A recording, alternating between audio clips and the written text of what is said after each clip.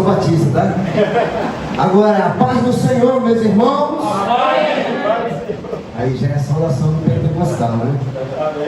Eu, quando cheguei na igreja batista, as primeiras semanas eu olhava, a paz do Senhor, meus irmãos. O pessoal, boa noite, querido. Esse povo é muito estranho. Esse povo acho que não é crente, não. Mas é uma questão litúrgica, uma questão de cultura, tá? E a gente respeita isso. Eu também me converti na Assembleia de Deus, né? Então, como foi apresentado, eu sou o pastor Marco Antônio, sou pastor da segunda igreja batista em Porto da Pedra, a primeira igreja do pastor Ricardo, e nós estamos ali na segunda igreja batista em Porto da Pedra. Estou aqui juntamente com a minha esposa, que me acompanha no ministério, a Rosemary, minha companheira. Nós temos 2 filhos, o Michael, o David e a Madeline, um netinho que chegou, já vai para 6 anos, o Gael. E é um privilégio estar com vocês aqui, com o pastor Tiago. Conheço já o Tiago há um bom tempo já, e depois ele conta para vocês o mistério de eu estar aqui hoje, né? Senão a gente acaba tomando tempo da mensagem, e eu tenho aproximadamente 30 minutos, né, Tiago? São 20 para as 8, para as 9 e até 9h10 mais ou menos. Ok, queridos, já oramos, o pastor orou, e eu quero ler com você, para a gente pensar nesse tema de prioridade. Eu quero ler com você uma parábola que Jesus contou, que está em Lucas capítulo 13. Nós vamos do verso 18 ao 21, né? Lucas capítulo 13, verso 18 a 21. Para quem fez seminário teológico aí, uma das regras da homilética é você não repetir o texto mais de 2 vezes, então tem que manter essa regra.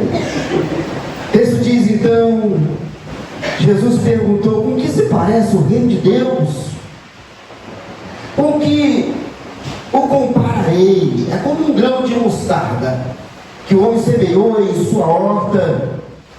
Ele cresceu e se tornou uma árvore, e as aves do céu fizeram ninhos em seus ramos. Mas uma vez ele perguntou, o que compararei o reino de Deus?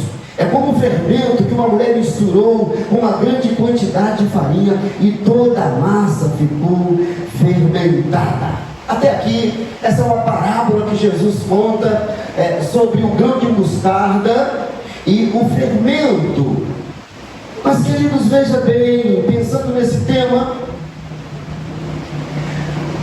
o que eu quero pensar com vocês nessa noite é que o reino de Deus, ele está vivo. Amém? Amém. Só está vivo? O reino de Deus não apenas está vivo. De acordo com essa parábola que Jesus conta, relatada por Lucas, o reino de Deus, ele está vivo, mas também ele cresce.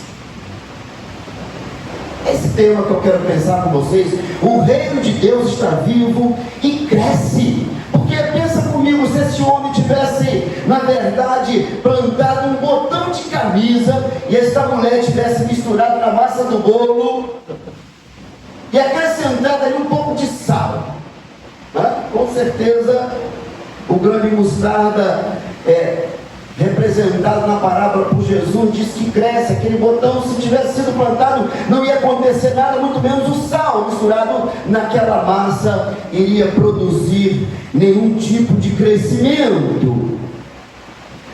Ainda que por pouco valor o fermento, a grande verdade é que, acrescentado à massa, vai levedar esta massa. Mas veja bem, queridos, assim como o reino de Deus é vivo e ele cresce, isso significa para mim, para você, para a igreja de hoje, é que o que Jesus está querendo dizer é que aquilo que foi falado por parábolas, na verdade, para a aplicação da nossa vida, é que existem algumas consequências que são eternas, que estão contidas aqui. Você não vê mais a verdade dessa parábola do grão de mostarda e do fermento contada por Jesus. Preste atenção, queridos, é que um dia a semente encontra a terra. É que um dia o fermento encontra a massa. O mensageiro encontra aquele que precisa ouvir a mensagem. O que Jesus está falando é que um dia o cristão encontra o incrédulo, é que o pecador encontra o arrependimento. A verdade é que o escravo encontra a liberdade em Cristo. A verdade é que o irado ele encontra e acalma a sua alma.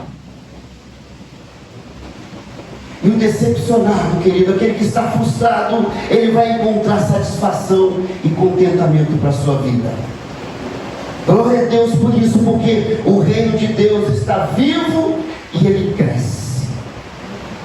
Por exemplo, enquanto você está aqui nesta noite ouvindo essa mensagem, isso já está acontecendo de dentro para fora. Você pode não estar vendo no momento, daqui uma semana, daqui um mês, mas a grande verdade é que a semente está sendo plantada e ela vai começar a crescer de dentro para fora. Você pode não acreditar, você pode não estar vendo nada, mas isso é real, é fato, queridos. Isso é real, meu irmão. Não, pastor Marco está dizendo, é a palavra de Deus que está dizendo. E quando ela começa a reinar em seu coração, em nosso coração, queridos, preste atenção, jamais você será a mesma pessoa, querido. É só ela começar a reinar, é só você permitir dar espaço para ela entrar em áreas da sua vida que você tem segurado há muito tempo. Aí você vai começar a entender, você vai começar pela fé entender o que Jesus está falando acerca desta parábola. Sua maneira de ver o mundo, por exemplo, ela vai começar a mudar. Seus afetos, eles vão começar a ser redirecionados como prioridade. Suas atitudes vão começar a ser modificadas. A grande verdade é que Jesus não está falando de uma reforma parcial, uma reforma como eu e você fazemos na nossa casa, né? Quando o reboco está ruim, a gente vai lá, bota uma massa, pinta, lixa, fica bonitinho, bota um piso, arruma a casa, bota uma luz fluorescente, tudo bonitinho. Não é esse tipo de mudança que Jesus está fazendo, está falando. Não, queridos. Não se trata de uma reforma parcial. Aí assim fica mais fácil da gente entender o que João vai falar no capítulo 10, verso 10, parte B, quando Jesus diz: eu vim para que tenham vida e a tenham em abundância, ou em outra versão, em plenitude. Porque se você pegar a primeira parte de João capítulo 10, verso 10, você vai ver: e o ladrão veio para fazer o quê? Matar, roubar e destruir. Mas quem é um ladrão? Não adianta. O ladrão é aquele que rouba exatamente aquilo que faz crescer em você. Aleluia. A palavra de Deus. É por isso que João 8,32, João diz: conhecereis a verdade vos libertará. No verso 33 ele vai dizer: se o Filho vos libertar, verdadeiramente sereis livres. O que produz a libertação, o que produz o crescimento, o que produz vida, é você permitir que de fato o reino de Deus seja prioridade na sua vida. Aleluia. É por isso que Mateus capítulo 6, verso 33, o evangelista diz: e buscarem em primeiro lugar o reino de Deus e sua justiça, e todas estas coisas lhes serão acrescentadas. O que na verdade Mateus está dizendo? Ele usa uma palavra no grego que diz esta, ele está falando untóis. E ele dizer esta palavra em grego, untóis, está se referindo ao contexto. A grande verdade é que Mateus está dizendo estas coisas, se referindo ao contexto, porque não vai lhe faltar o que comer, o que beber e o que vestir. Agora eu não entendo o porquê muitas pessoas adentram pela porta das igrejas, buscando ainda o que comer, o que beber e o que vestir. Infelizmente, muitas portas estão sendo abertas para que você tenha o que comer, o que beber e o que vestir. Bens materiais. Esse não é o reino. Esse não é o reino. Jesus viveu essa experiência. Ele havia feito a multiplicação dos pães e dos peixes. Ele encheu a barriga de um monte de pessoas. E ele percebeu que aquelas pessoas estavam atrás dele por conta do alimento que perecia. Jesus disse para eles: vocês estão atrás de mim pelo alimento que perece. Então vocês podem ir. Pedro fica chateado com a palavra de Jesus. E Jesus: Pedro, você não gostou, faça o mesmo. Segue eles. Pedro diz: Senhor, para quem? Olha para o nome. Iremos nós, se só tu tem palavras de vida. Aleluia. Eterna. Ah, querido, priorizar o reino de Deus, querido, é ter palavras de vida eterna. É sobre isso que nós estamos falando. De vida que brota, de vida que cria as raízes e dá um fruto quando penetra no coração de cada um de nós. Deus cria novas disposições, queridos, e traz excelentes resultados. Estamos falando de movimento. Estamos falando, na verdade, de movimento que dá volume à massa. E quando priorizamos esse reino, ele passa a dominar o coração de quem se permite fazer isso. O reino está vivo e cresce. E eu e você podemos fazer parte disso, desse crescimento. Essa foi uma das orações de Mateus 6,10, citada pelo próprio Jesus. Senhor, venha o teu reino, seja feita a tua vontade, assim na terra como no céu. Eu quero rapidamente pensar com vocês sobre duas verdades acerca do reino de Deus. Teria mais, mas o tempo não permite. Mas eu quero pensar com vocês apenas duas verdades. Primeira verdade acerca daquilo que Jesus está pensando acerca da parábola do reino de Deus. Primeira verdade, querido, é que o reino de Deus, ele é vivo, porque ele tem um Deus vivo. Aleluia. Timóteo capítulo 4, verso 10, 1 Timóteo capítulo 4, verso 10, olha o que Timóteo diz. Se Paulo diz: se trabalhamos e labutamos, é porque temos colocado a nossa esperança num Deus vivo. O reino de Deus é vivo, porque ele tem um Deus que é vivo.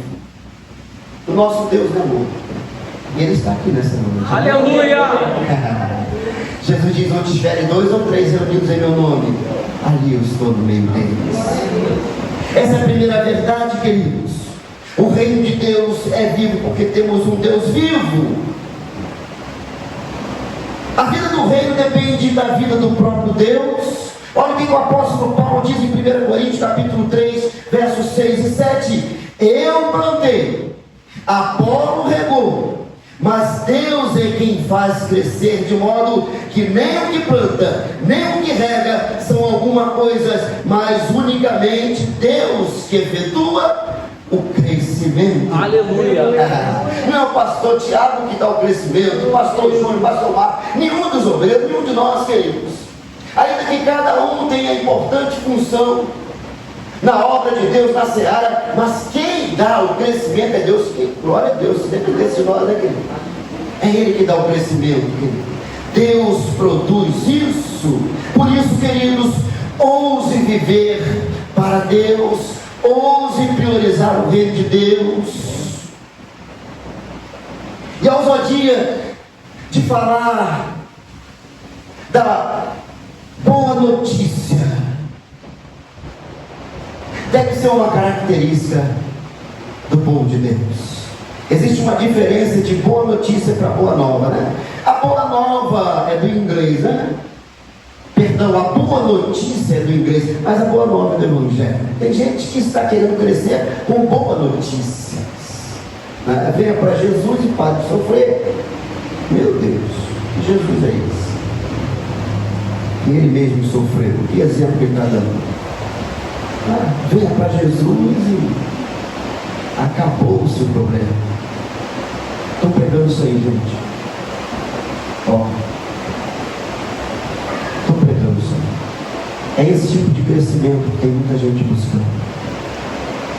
Mas a verdade, queridos, é que o testemunho é outro. Eu fico pensando quando os apóstolos tivessem que, quando tiveram que sair de Jerusalém, né? Pensa.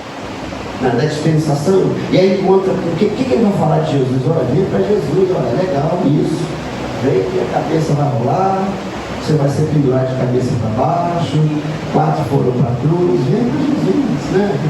você vai ser enterrado como está acontecendo muitos missionários nossos aí, né? Muitos estão sendo tacados no fogo, muitos presos, vem para Jesus e para de sofrer.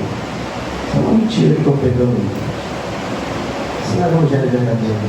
Amém. Isso não. Verdade. Nós precisamos ter a ousadia, querido, de testemunhar o verdadeiro evangelho.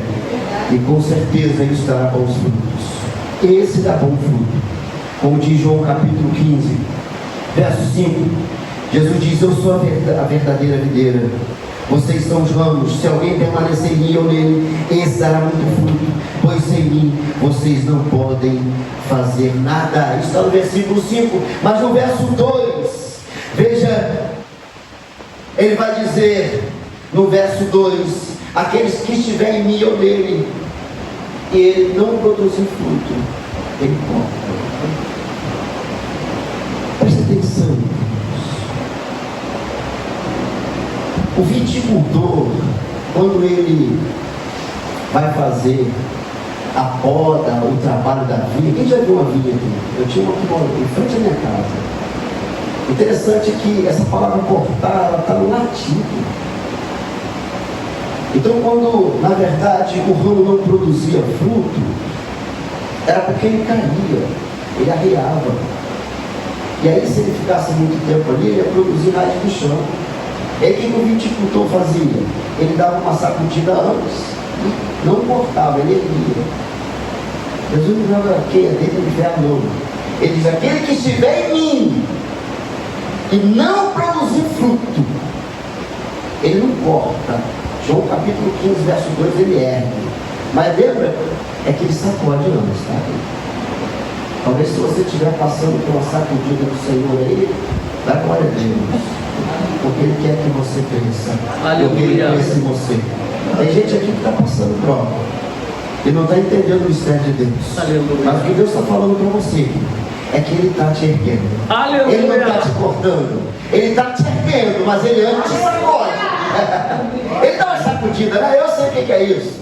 Eu fiquei 7 anos desenganado pelo médico. Doutor Márcio pensando, o cirurgião falou: cara, que você está desenganado. Glória a Deus. E ele era um pai de santo. Eu fui também, a gente falava a mesma língua.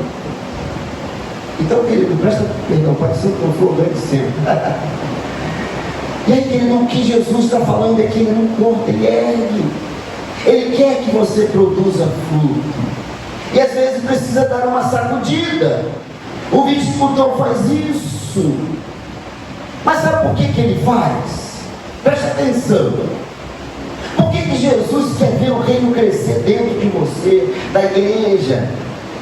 Queridos, porque primeiro, Deus, Ele não unge métodos, Ele unge pessoas. Os métodos não vão dar crescimento. Então, ainda que você conserte as coisas pelo lado de fora, que você venha bonito na foto da igreja, ainda que essa igreja estivesse pintadinha, bonitinha, ainda que tudo na foto esteja bonito, ele não unge nada disso.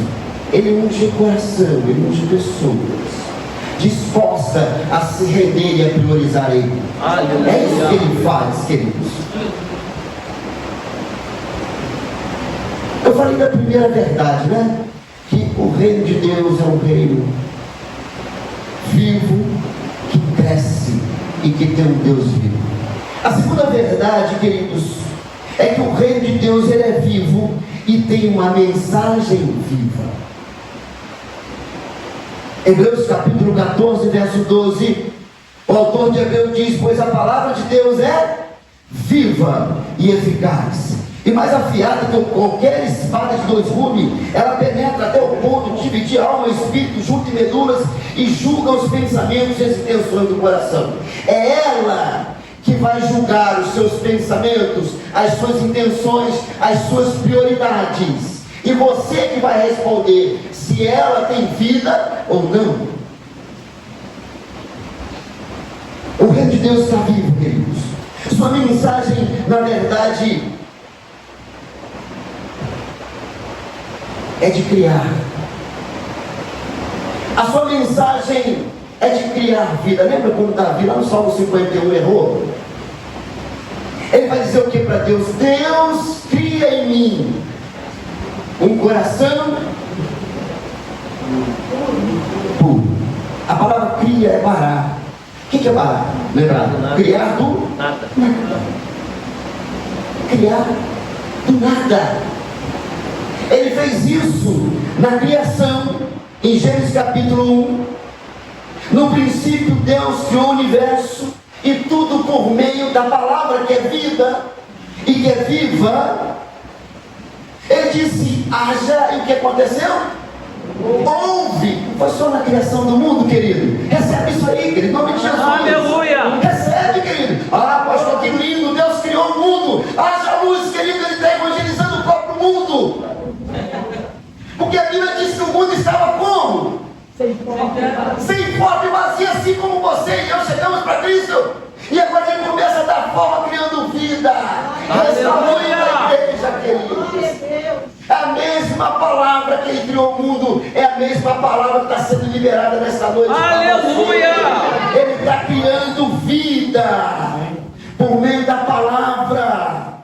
João capítulo 11, queridos, lá no verso 43, ele diz a Lázaro, Lázaro, venha para fora. E imediatamente envolveu ao corpo que estava em decomposição.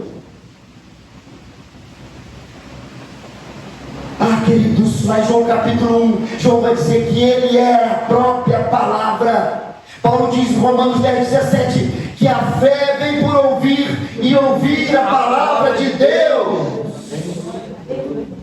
Querido, se você está vivo espiritualmente, é porque esta palavra de Deus lhe comunicou vida. Aleluia. Mas não pare por aí, queridos. Não, é muito gostoso desfrutar dessa vida, mas não pare. Ele quer que você agora cresça, priorize. Deus quer fazer muito mais, querido, na nossa vida, muito mais. Eu fui morador de rua, eu sei o que é isso. Eu sei de onde Deus me tirou. Aleluia. Eu dormia em 2 lugares, em Santa Luzia, debaixo das Guinhas, e dormia no Carioca, que hoje não existe mais no Paraíso. Para a glória de Deus, eu fui vítima de um trabalho na cabeça aqui, para me deixar maluco. Da minha esposa testemunha, eu tomava 5, 6 tipos de remédio. Mas quando eu subi o monte, lá na Chatuba, o Monte Horebe, de 20 minutos de subida, para um homem na minha frente, diz: meu querido, se você não acreditava no meu Deus, você agora vai acreditar. Aleluia. Você vai descer desse monte, querido, transformado. Querido, presta atenção nisso. Eu sou pastor batista. Uma vez me perguntaram assim: pastor Marcos, o senhor acredita em pentecostal? Eu falei: todos nós somos. Falei para o pastor Júlio, a gente convidou, isso foi você que falou lá? Se não fosse Atos capítulo 2, a promessa de João 17, Jesus diz: não oro apenas por vocês, mas por aqueles que um dia virão a crer em mim por meio da palavra que vocês vão dar. E se você está sentado aqui, é porque pode produzindo vida. Se você está aqui, é porque você é pentecostal. É a fruta do Pentecostes. Você fala o link, não, se faço revelação, isso é outro departamento. Outro departamento. Ai, Jesus. Mas a verdade, queridos, é que você espiritualmente viveu. Porque ele foi comunicado essa palavra. Paulo vai falar em Efésios capítulo 2: antes vocês estavam que forma? Mortos, aonde? Dos seus delitos e pecados. Aleluia. Temos vida, queridos, vida abundante. Aleluia. Você estava morto para Deus e seu reino, mas seus afetos, agora seus interesses, foram vivificados e voltados para as coisas do alto. E se o teu coração não está assim, você já está entendendo de Deus que você não está priorizando o reino de Deus. Forte. Você pode estar priorizando qualquer outra coisa, né?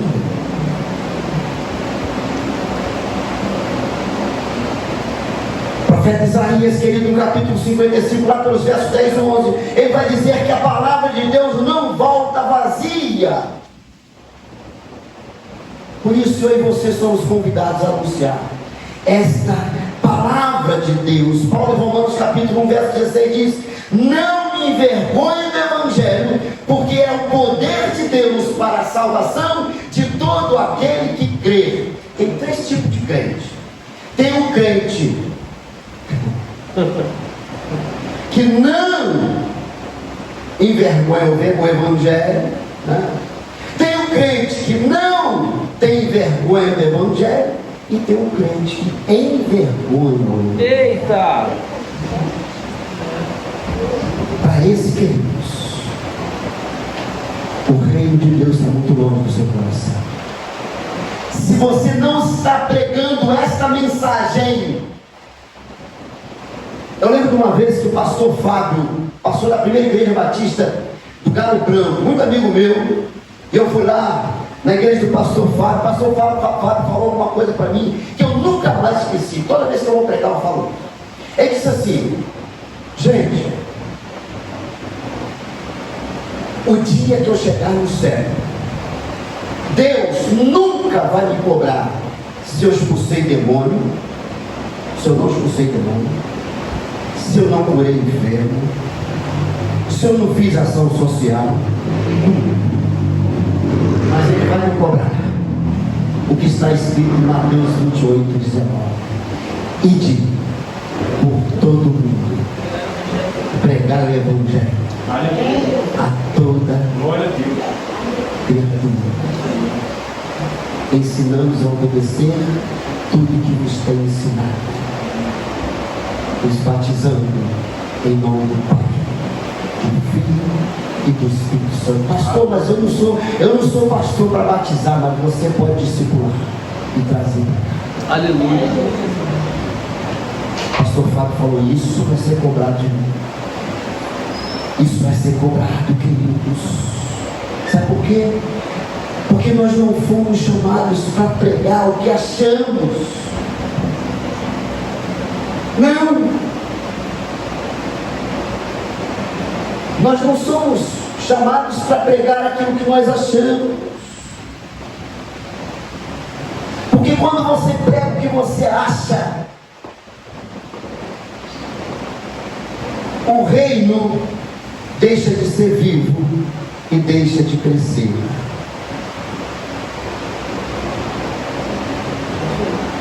Se você pegar Atos capítulo 1, eu estou dando uma série de mensagens lá na nossa igreja sobre a história da igreja. Todas as vezes que a igreja cresceu, foi porque o que houve? Pregação da palavra.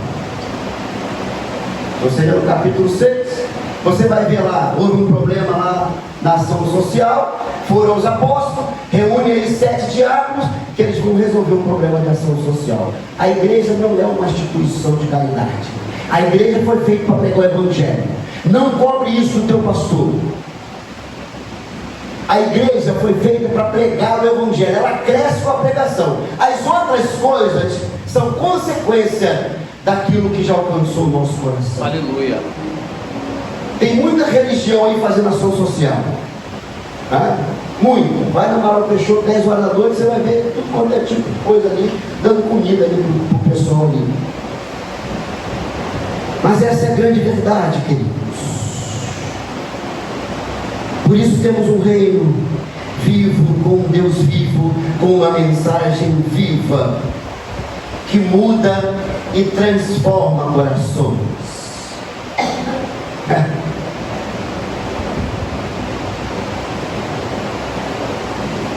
Nesse momento, queridos, eu quero fazer uma oração por você. Porque existem áreas da nossa vida que deixaram de viver. É verdade. E eu não sei se nessa noite a área da sua vida que deixou de viver é a sua área no seu relacionamento conjugal. Parou tudo. Se é a sua área profissional, se é a sua saúde, Mas eu quero dizer uma coisa para você nessa noite. Qualquer área dessa, eu falei isso com o meu genro, Rodrigo, qualquer área dessa, se tiver alguém que possa dizer assim, pastor, tá top, ó, família 10, emprego 10, saúde 10, relacionamento 10, mas se a sua área de prioridade não está no reino de Deus, eu posso dizer com toda sinceridade, você está zero. Que isso, pastor? Aleluia. Está zero para você. É isso aí, Senhor. Está zero. O irmão aqui, o pastor presbítero, ele falou um texto que Jesus diz: aonde estiver o teu coração, ali está o teu. Querido, Jesus é um tesouro escondido para muita gente. Sabe por que ele é um tesouro escondido? Porque Jesus não veio de tapete vermelho, Jesus não veio de avião que não tinha, Jesus não veio, não, ele veio simples. E muitas pessoas não perceberam o que está acontecendo hoje. Por isso que ele contou parábolas. Deus está falando com você, e você sabe o que Deus está falando com você. Aleluia. Agora, queridos, é você e Deus. Eu quero orar por você. Aleluia. Pastor, essa palavra alcançou meu coração. Eu aceitei Jesus como meu Salvador, pessoal. Ok? Sou salvo pela graça, Paulo diz em Efésios capítulo 2. Mas eu não priorizo o reino de Deus. E aí sabe o que acontece, queridos? Você fica nadando e vai morrer na praia todos os dias. Aleluia. Eu lembro uma vez que eu vi 2 crentes, eu descendo para trabalhar a pé, e aí passou uma menina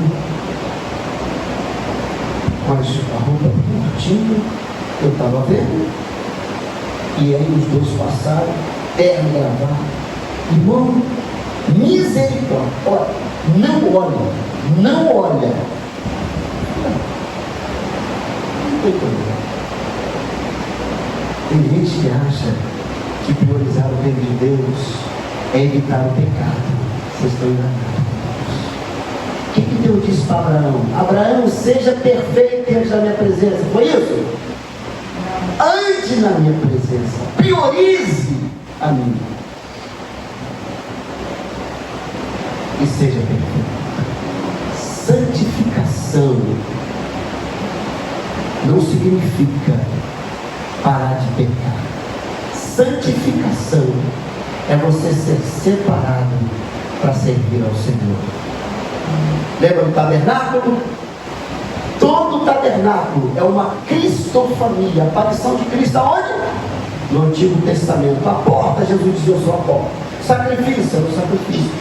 Candelabro, sua luz do mundo. E aí por aí vai. Agora deixa eu te perguntar, aquela bacia que os sacerdotes lavavam as mãos, servia para lavar da banho da criança em casa? As suas mãos, os seus olhos, a sua mente, os seus pés e o seu coração já foi separado. Aleluia. É dele. Salmo 24:1. Tudo é dele. E se você está usando para você, querido, tu vai prestar conta para o Senhor. É dele. Suas mãos é dele, seus olhos é dele, seus pés é dele. Aleluia. Para serviço dele. Então, onde você estiver, viva o reino de Deus. Qualquer lugar que você estiver. E eu quero orar com você. Nesse momento de oração, você não vai responder para o pastor Marcos. Você vai responder para Deus. De fato, eu estou aqui, mas minha cabeça está lá fora. Eu nunca priorizei o reino de Deus. Se Deus falou no teu coração, eu não vou fazer aquilo, eu só quero orar por você. Amém? Essa palavra fique no seu coração. E um dia, isso aqui vai produzir fruto. Feche os olhos. Deus, Senhor,